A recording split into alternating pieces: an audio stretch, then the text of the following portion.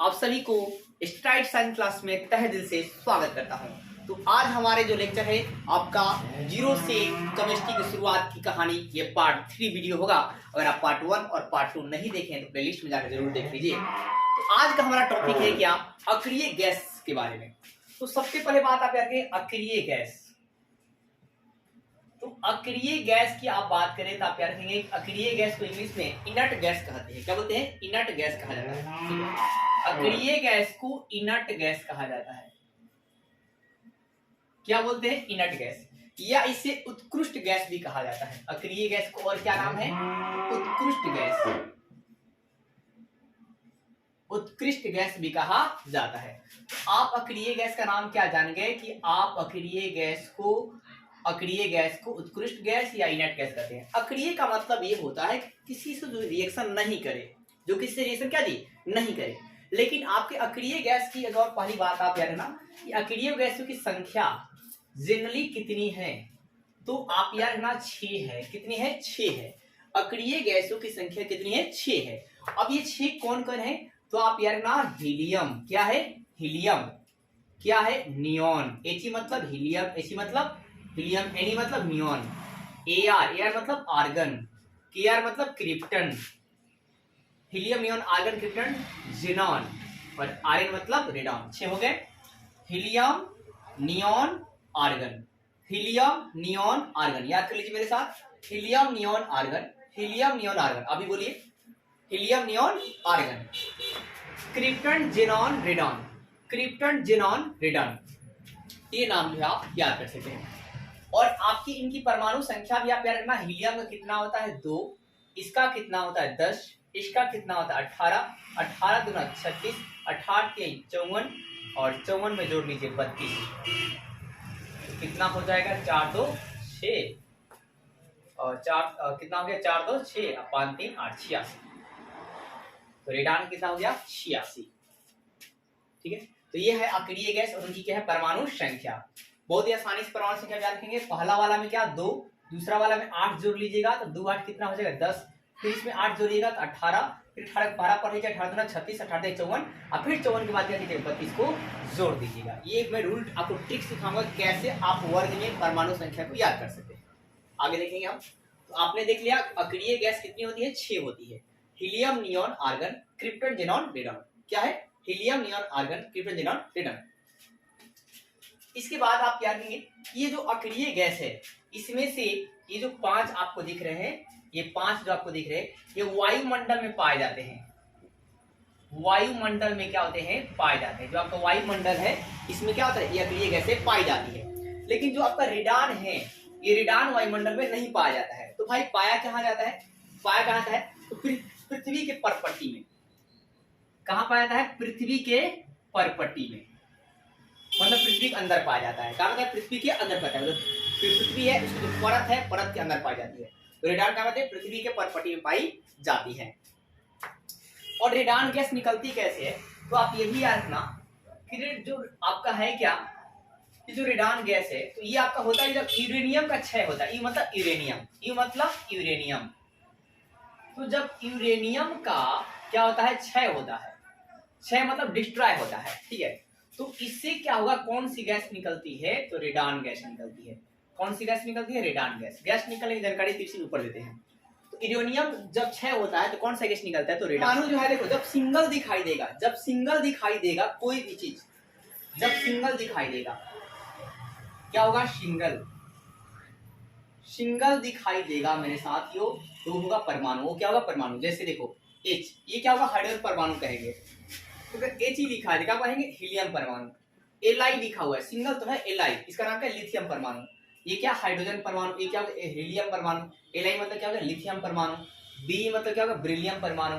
ठीक है। C मतलब क्या होगा? कार्बन परमाणु। N मतलब क्या होगा? नाइट्रोजन परमाणु। तो जो सिंगल दिखाई देगा उसे कहा जाएगा परमाणु। H मतलब क्या होता है? हाइड्रोजन। H मतलब यार है ना हाइड्रोजन होता है। क्या होता है? हाइड्रोजन। He मतलब हीलियम। He मतलब क्या होता है? हीलियम। Li मतलब क्या होता है? लिथियम। Li मतलब लिथियम।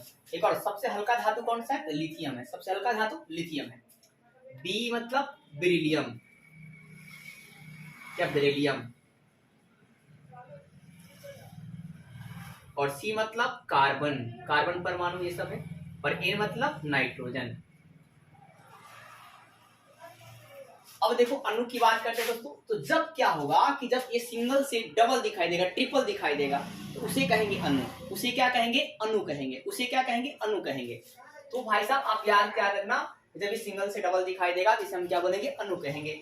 जैसे बात करें आप तो ये H2, तो अब इसे कहा जाएगा हाइड्रोजन परमाणु नहीं, हाइड्रोजन अणु कहेंगे। क्या कहेंगे? हाइड्रोजन अणु कहेंगे। ये क्या हो गया? हाइड्रोजन अणु। अब ये हाइड्रोजन परमाणु नहीं रहा, अब इसे क्या करेंगे? हाइड्रोजन अणु कहेंगे। इसी प्रकार मैं लिखूं O2, इसे अब ऑक्सीजन नहीं, ऑक्सीजन अणु कहेंगे। क्या कहेंगे? ऑक्सीजन अणु कहेंगे। ऑक्सीजन अणु कहा जाएगा। इसी प्रकार मान लीजिए O3 है, इसे भी क्या कहा जाएगा? ऑक्सीजन अणु कहेंगे। हालांकि ऑक्सीजन अणु कहेंगे या ऑक्सीजन अणु कहा जाएगा। और इसी O3 का मतलब एक स्पेशल रासायनिक नाम क्या है? इसको किसका फॉर्मूला है? ओजोन का है। किसका है? ओजोन का सूत्र है। ओजोन का फॉर्मूला क्या होता है? O3 होता है। ओजोन का फॉर्मूला क्या होता है? O3 होता है। ठीक है ना? ओजोन की रासायनिक सूत्र क्या होती है?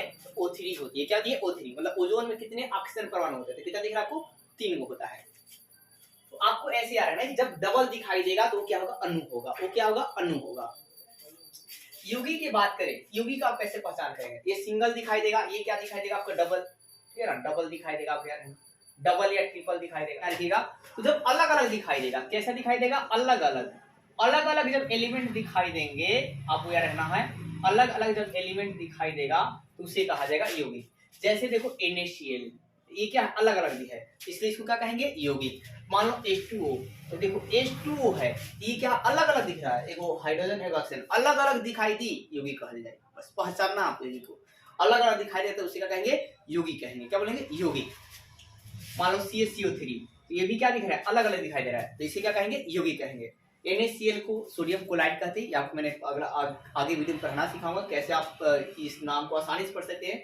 H2 मतलब जल होता है, CaCl मतलब कैल्शियम कार्बोनेट होती है। फिर इस मान लीजिए लिखा है MgSO4, तो ये भी क्या है भाई साहब? अलग अलग दिख रहा है ना, अलग अलग। Mg है, S है, O4 है, ये अलग अलग है, इसे क्या कहते हैं? यौगिक। मतलब सिंगल दिखाई देगा उसे परमाणु कहेंगे, सिंगल से डबल ट्रिपल दिखाई देगा, एक ही जैसा रहेगा तो उसे हम अणु कहेंगे। क्या कहेंगे? अणु कहेंगे। और अलग अलग जब दिखाई देगा, अलग अलग, उसे क्या कहेंगे? यौगिक। तो मुझे उम्मीद है कि परमाणु, अणु और यौगिक की जो पहचान है कर सकते हैं कि कौन परमाणु है, कौन क्या है यौगिक है। तो जैसे मान लीजिए मैं सिंपल लिखूं, आप बताना कि जैसे मान लीजिए मैं लिख दूं आपका B, परमाणु है कि अणु है? तो B क्या है? सिंगल है भाई, तो ये क्या है? परमाणु है। अगर मैं यही लिख देता कि N2, तो ये सिंगल है कि डबल है? सिंगल से ज्यादा है, ये क्या हो गया? अणु हो गया। क्या हो गया? अणु हो गया। और इसी प्रकार मान लीजिए मैं लिख दूं ऐसे आपका CO2, तो CO2 क्या है? ये आपका डबल अलग अलग दिख रहा है, एक C और एक क्या है? O2 है, ये क्या अलग अलग दिखेगा? तो क्या होगा? यौगिक। अलग अलग यौगिक होता है। तो बहुत ही आसान पहचान है आपका, उम्मीद करता हूं। क्या बोलते हैं? मास नंबर बोलते हैं। क्या बोलते हैं? मास नंबर कहते हैं। तो मास नंबर की अगर बात करें कि मास नंबर किसे कहा जाएगा, देखिए दोस्तों, तो ये मान लीजिए ये हो गया परमाणु। क्या हो गया? परमाणु। ये प्यारा सा परमाणु को दिख रहा है, ये क्या हमारा परमाणु। ठीक है, परमाणु। ये पिक्चर जो है किसकी है? परमाणु की है। और इस परमाणु के अंदर एक होता है केंद्रक या नाभिक। क्या होता है ये? इसके अंदर क्या होता है? यहाँ पे लिखेंगे केंद्रक होता है। क्या होता है मेरे साथियों? केंद्रक होता है। केंद्रक या क्या बोलते हैं इसको? नाभिक। इंग्लिश में न्यूक्लियस कहते हैं। क्या बोलते हैं? न्यूक्लियस। तो ये केंद्रक में क्या होता है? प्रोटॉन होता है और क्या होता है? न्यूट्रॉन होता है। तो आप याद रखना कि द्रव्यमान संख्या हमको बताना है भाई। तो सुनना, परमाणु के नाभिक में प्रोटॉन और न्यूट्रॉन के योगफल को द्रव्यमान संख्या कहते हैं। क्या सुना? परमाणु के नाभिक में प्रोटॉन और न्यूट्रॉन के योगफल को द्रव्यमान संख्या कहते हैं। और द्रव्यमान का संख्या का सिंबल क्या होता है? ए होता है। द्रव्यमान का संख्या का सिंबल क्या होता है? ए होता है। क्या होता है? ए होता है। और ए बराबर फॉर्मूला क्या होता है? जानना P प्लस N। ए बराबर फॉर्मूला क्या होता है? P plus N। यहाँ से न्यूट्रॉन निकाल सकते हैं। न्यूट्रॉन के निकालने का फॉर्मूला क्या होगा? N बराबर क्या होगा? A माइनस, ये बराबर में A है तो प्लस में है तो क्या इसमें हो जाएगा दोस्तों? माइनस में। A माइनस क्या होगा जी? P हो जाएगा। n बराबर क्या होगा, a माइनस t हो जाएगा। ये द्रव्यमान संख्या आप समझते हैं। अब समझ लेते हैं दोस्तों परमाणु संख्या क्या होता है, एटॉमिक नंबर क्या होता है। तो देखिए दोस्तों, ये हमने बताया कि परमाणु हो गया, और परमाणु में आपका है क्या कि इसके अंदर एक नाभिक पाया जाता है, और इस नाभिक में पाए जाते हैं प्रोटॉन और न्यूट्रॉन। प्रोटॉन और न्यूट्रॉन, और मैंने आपको अभी बताया कि प्रोटॉन न्यूट्रॉन के ऊपर को द्रव्यमान संख्या कहते हैं, इसे ए से सूचित किया जाता है। उसी प्रकार परमाणु संख्या किसे कहते हैं। तो किसी परमाणु के नाभिक में ये प्रोटॉन की संख्या को, सिर्फ प्रोटॉन की संख्या को परमाणु संख्या कहते हैं। तो क्या सुना आपने डिफिनीशन, किसी परमाणु के नाभिक में, किसी परमाणु के नाभिक में प्रोटॉन की संख्या को, प्रोटॉन की संख्या को क्या कहते हैं, तो आप याद रखेंगे परमाणु संख्या कहते हैं, परमाणु संख्या कहते हैं। तो आपने क्या सुना, किसी परमाणु के नाभिक में प्रोटॉन की संख्या को परमाणु संख्या कहते हैं, इससे प्रोटॉन की संख्या को, और इसे किससे सूचित किया जाता है, तो आप याद रखेंगे इसे जेड से सूचित किया जाता है, इसे जेड से सूचित किया जाता है। तो परमाणु संख्या किससे करते हैं, जेड से। और जेड बराबर फॉर्मूला क्या होता है, जेड बराबर फॉर्मूला क्या होता है, याद रखना P और P बराबर E, मतलब परमाणु संख्या बराबर होती है प्रोटॉन की संख्या, और प्रोटॉन की संख्या बराबर होती है इलेक्ट्रॉन की संख्या। जैसे एक उदाहरण समझ लीजिए कि अगर किसी तत्व की परमाणु संख्या, तत्व की परमाणु संख्या क्या है, 10 है, तो इसमें इलेक्ट्रॉन कितने होंगे, तो जेड बराबर फॉर्मूला क्या बराबर P बराबर E, पूछा इलेक्ट्रॉन कितने, परमाणु संख्या कितना है 10, तो E भी कितना भाई 10, प्रोटॉन भी पूछेगा तो भी क्या बताएंगे 10। मतलब जितना किसी तत्व की परमाणु संख्या जितनी होगी वही उसकी प्रोटॉन की संख्या और वही उसकी इलेक्ट्रॉन की संख्या होगी।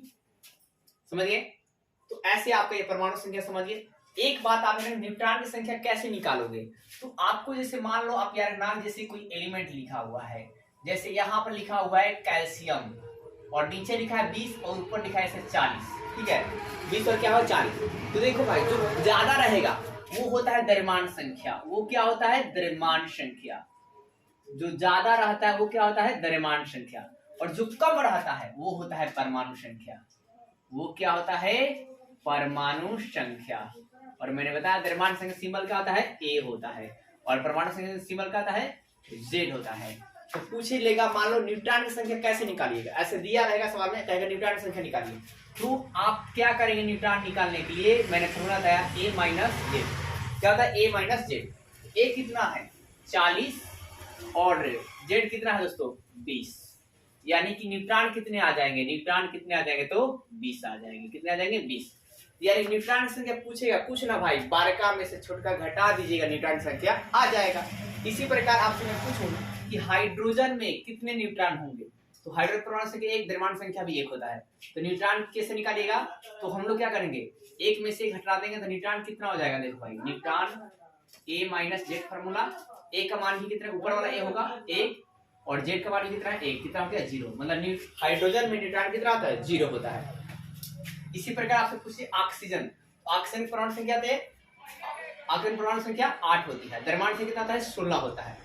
इसमें पूछेगा न्यूट्रॉन निकालो, कैसे निकालोगे न्यूट्रॉन, वही n बराबर फॉर्मूला A माइनस क्या जी जेड, तो A का मान ऊपर कितना है 16 और Z का मान कितना है 8, इक्वल टू कितना आएगा जी, न्यूट्रॉन कितना आ गया आपके पास 8, यानी कि ऑक्सीजन न्यूट्रॉन भी कितना होता है 8 होता है, प्रोटॉन कितना 8 होता है, इलेक्ट्रॉन कितना 8 होता है। तो ऐसे न्यूट्रॉन की संख्या निकाला जाता है। यार ना ऊपर द्रव्यमान संख्या लिखते हैं, नीचे परमाणु संख्या लिखते हैं। तो उम्मीद करता हूं कि ये आपको वीडियो अच्छा लगा होगा, और वीडियो अच्छा तो वीडियो को लाइक कीजिए और हमारे चैनल को सब्सक्राइब कीजिए और ज्यादा शेयर कीजिए दोस्तों, 5 लोगों तो जरूर शेयर कीजिए, कि आपके लिए मैं इतना मेहनत कर रहा हूं, तो आपका फर्ज बनता है कि आप इतना जरूर इसे शेयर करें दोस्तों। और आप बोले, हमने कई बार वीडियो में कहा कि आप जो शेयर करते हैं तो मुझे बहुत ही अच्छा लगता है दोस्तों, और आप कमेंट भी करते हैं तो भी अच्छा लगता है, तो कमेंट आप कैसे भी कमेंट हो दोस्तों तो ज़्यादा शेयर कीजिए।